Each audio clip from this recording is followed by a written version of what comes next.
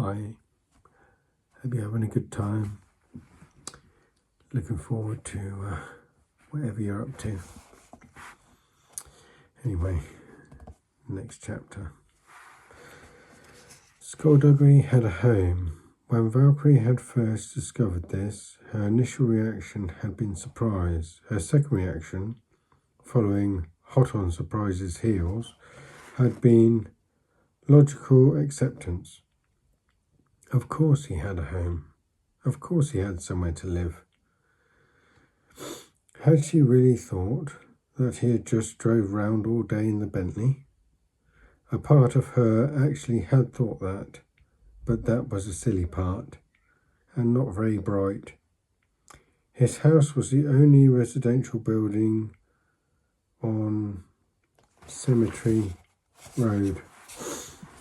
There wasn't an actual cemetery on Cemetery Road, but there were two competing funeral homes situated directly opposite each other, and Skulduggery's house sat proudly at the top, like a parent overseeing squabbling siblings. He told her stories of the arguments the funeral directors would get into as they stood just inside their gates and hurled abuse at each other from a safe distance. One of the first things Valkyrie noticed about the inside of the house was that every room seemed to be a living room. "I don't need anything else," Skulduggery had explained. "I don't need a kitchen or a bathroom, and I don't need a bed, so I don't need a bedroom." "Don't you sleep?" "I don't have to, but I've developed the skill and I quite like it. Though I suppose you'd call it meditation. The effect's still the same. I shut down completely, let my mind wander where it wants to wander, totally unhindered by conscious thoughts. It's good. It's relaxing." He'd shown her the chair he liked to sit on while he slept. It was an armchair, nothing particularly impressive about it. Valkyrie had looked at it, felt pretty bored, and gone snooping. There were a lot of books and lots of files. The biggest room in the house had a large sofa, and whenever Valkyrie had to spend any time on Cemetery Road, this was where she'd usually end up. The front door opened and Valkyrie walked in, dropped her coat on the floor and sprawled on the sofa. Skulduggery walked in after her, picked up her coat, folded it neatly and put it on the table. "Will you be okay there?" he asked. "Do you want anything to eat or drink?" "You never have anything to eat or drink," Valkyrie said, her words muffled by the cushion in her face, where her face had sunk into. "I think I have some leftover pizza from last time you were here." "That was 2 weeks ago." "You think it's gone off?" "I think it's walked off. Really, I'm fine. Have you figured out what the isthmus anchor is yet?" "I'm working on it." "You might want to work faster." "When are you going to look for the gate?" "First thing in the morning." Valkyrie sighed. "In that case, I need to get some sleep." Friday came with a morning that threatened rain, and they drove out of Dublin, took the motorway and turned off at Balbriggan. Half an hour later, they pulled up beside a sign that announced in faded red letters that this was Arnmore Farm and that it was private property. The land was vast, with hills and meadows that stretched deep into woodlands that bordered it. "So, this is where the world ends," Valkyrie said, putting the map away. Certainly prettier than I'd imagined. Skulduggery put the Bentley into gear and they started up the hill. Long grass grew on either side of the track and the wheels rumbled heavily. The white farmhouse came into view, with a slate roof and large windows. Behind it, stone shed of varying sizes surrounded a yard on which old farm machinery stood in neat lines. They reached the house and Skulduggery turned off the engine. He made sure his disguise was in place and then they both got out. They approached the front door and Valkyrie knocked. She knocked again and looked back at Skulduggery. Who do you think lives here? At a guess, a farmer? You're amazing, she said dryly. A single farmer, continued Skulduggery, living alone, never married by the look of things, no children. I'd say he'd be in his early 70s, judging by the clothes on the line we passed. We passed a clothesline? What have I told you about keeping an eye out for details? You said I shouldn't worry about that because I have you to do it for me. Yes, I'm pretty sure that's exactly the opposite to what I said. Maybe he's taken an afternoon nap or something. Valkyrie peered in through the window. I don't think there's anybody around. That's lovely, that is, said a voice from behind them, and they turned to see an elderly man striding towards them. He had wiry grey hair, bald on the top, and a large nose. He was dressed in a tattered shirt with black braces holding up his trousers, which were, in turn, tucked into mucky Wellington boots. Reach a certain age and suddenly you're a nobody. Suddenly you're not even worth counting. You know the problem with people your age, young lady? Valkyrie remembered her talk with Ken Speckle. We think we'll live forever, she answered hopefully. You have no respect for your elders. She scowled, wondering how she could ever get that one right if the answer kept changing. So, what do you want? The farmer continued.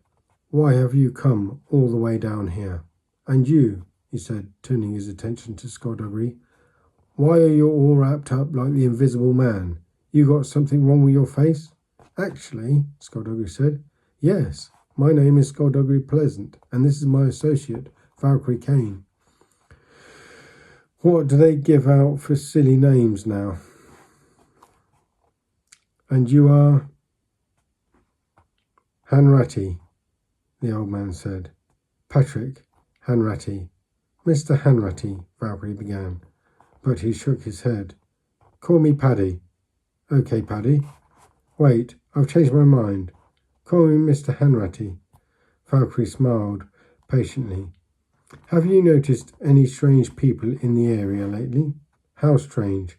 Strange like you, or just normal strange? Any kind of strange. Paddy folded his arms and pursed his lips. Well now, let me see. There was that O'Leary lad from the village. He comes by every Wednesday with a bag of shopping. I call him strange, I suppose. He has things in his eyebrows, an iron bar, haven't a clue what it does. Maybe it picks up a radio. I think Valkyrie meant strange people that you haven't seen before, Skulduggery said. Apart from you two? Apart from us two. Paddy shook his head. Sorry, you're the two strangest people I've ever seen before, that I've seen in a long time.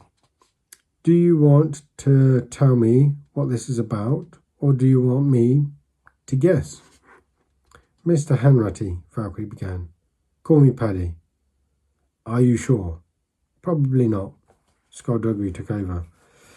We have reason to believe that a gang of criminals will be using your land as a rendezvous point. Paddy looked into Skulduggery's sunglasses. A gang of criminals, you say? Kidnappers, jewel thieves, bank robbers. Bank robbers? Paddy repeated, nodding his head. I see, yes, that makes sense. I can see why they choose my land.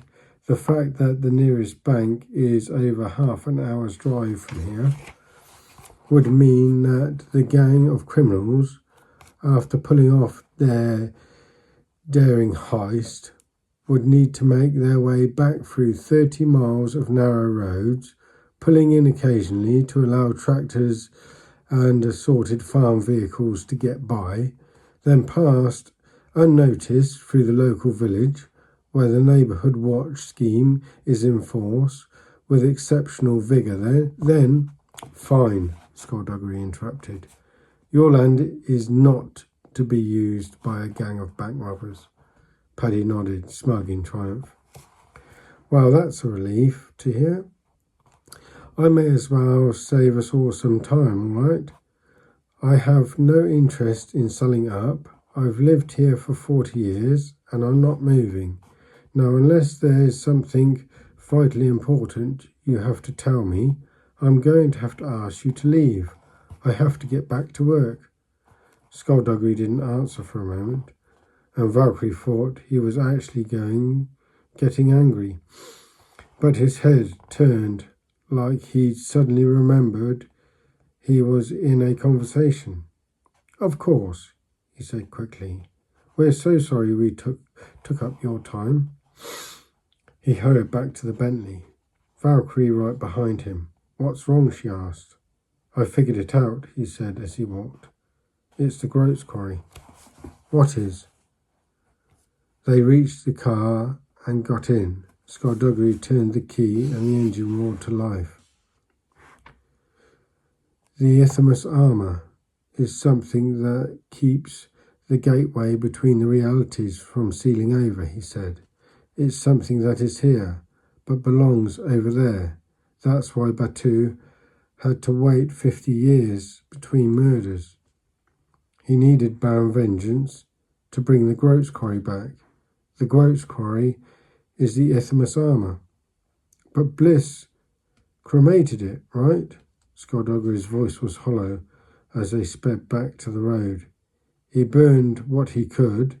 He burned the limbs and most of the organs, everything about it that had been added from another creature, but the torso comes from an actual faceless one, or at least the human vessel of it was inhabiting, and they're a lot harder to destroy. Valkyrie was almost afraid to ask the next question. So, where did he put it? Who has it? Skulduggery? Who has the Groats Quarry? It's being kept at the sanctuary, Skulduggery said, something new in his voice. Third Guild has the isthmus armour. Oh dear, Third Guild has it. Right, I'm going to read one more chapter as this is only a short one. The Diablerie. Batu took the vial in his right hand and carefully let the liquid drip onto the inside of his left forearm.